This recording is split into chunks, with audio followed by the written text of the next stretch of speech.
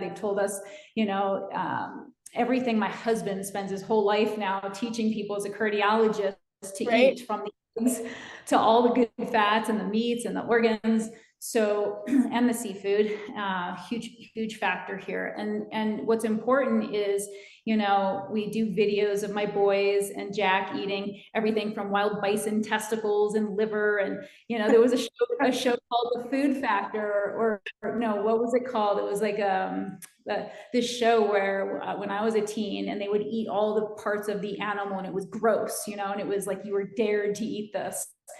And so we kind of make it a joke in our house, and sometimes it goes down with tears in their eyes, because they weren't necessarily raised on those foods, because I didn't have those foods when I was pregnant and nursing my first, but my second, third, and fourth, especially the two girls, they were raised on these foods.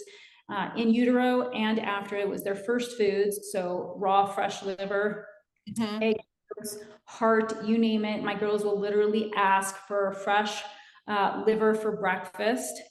That's awesome. Yeah, they chew my prenatal, which is 60% liver. And these are the foods that our ancestors not only survived on, but thrived on. And so it wasn't a question of whether they could get pregnant.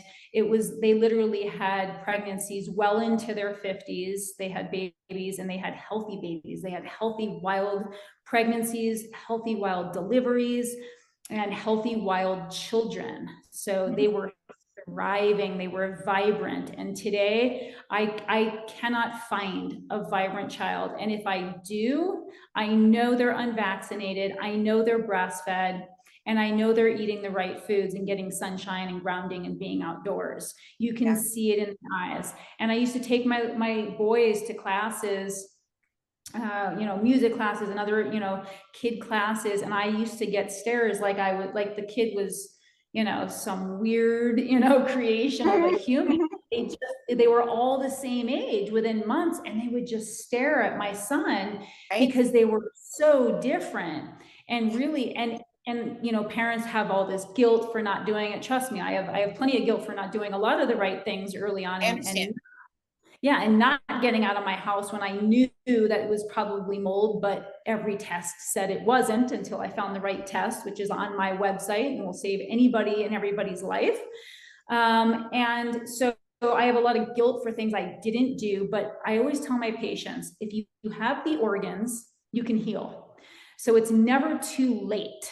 As a chiropractor, I would have women who'd come in with 10 different organs removed, from their thyroid, to their appendix, to their gallbladder, their uterus, their ovaries. I mean, you can only help somebody so much when they've had organs removed. But if we are intact and we have all of these organs, we can heal. And especially our kids, they are so resilient. You bring them to a chiropractor, and overnight they're different kids. I had kids meeting milestones that were a year past due on the chiropractic table. I had them milestones, rolling over, crawling, you name it. So imagine, between chiropractic care and feeding them these foods, what you can do for your child, whether they're on, the autism spectrum, or whether you just haven't incorporated some of these foods and they're having some speech delays, whatever it is.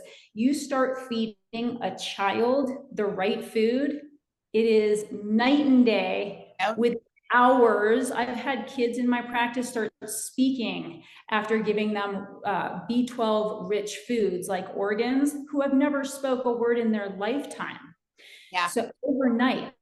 And so kids are resilient. Adults are hard to treat. And that's why I loved, my pediatric practice, was because they were fun. They didn't complain about anything, and you saw results immediately. And so I really loved seeing these kids. And right now, it's such a small batch item. The organs from the wild bison are unvaccinated, 100% humane field harvested, which means there's no stress at the end of their life. They never go off to slaughter.